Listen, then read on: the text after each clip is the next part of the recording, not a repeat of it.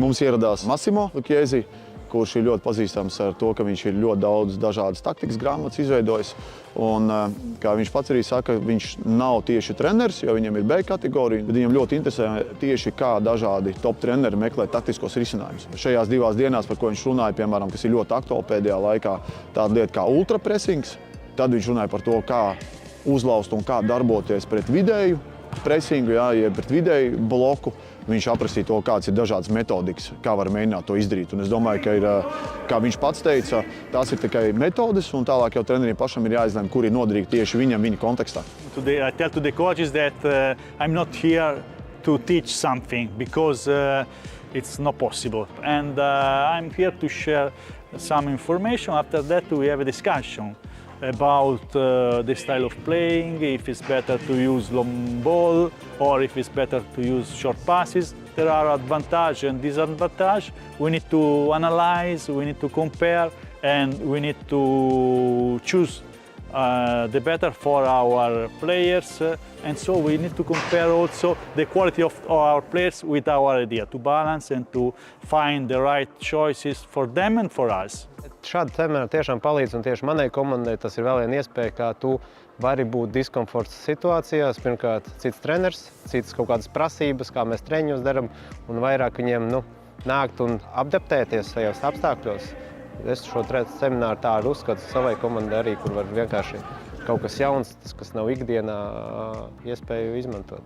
Agrāk varbūt treneri vai mēs vienmēr gaidījām kaut kādu unikālu informāciju.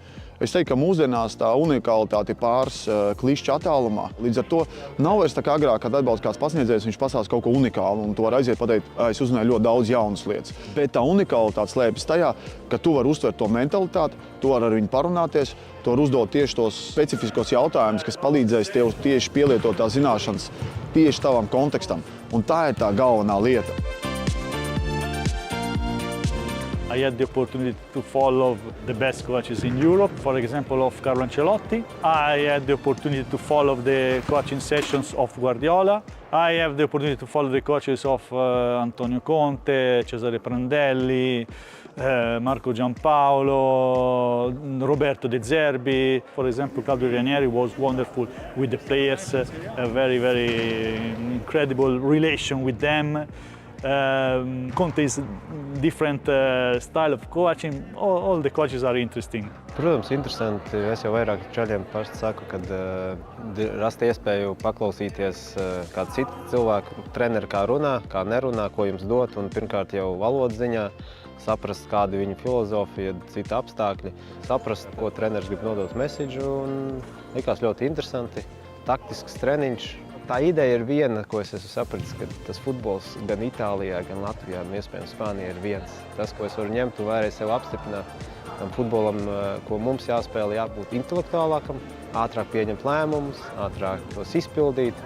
Kopumā es uzskatu, mēs esam diezgan noķēruši jau metodiski, ja mēs pavaram, kā notiek treniņi, ļoti labi tiek organizēti, vadīti, viņi tiek labi.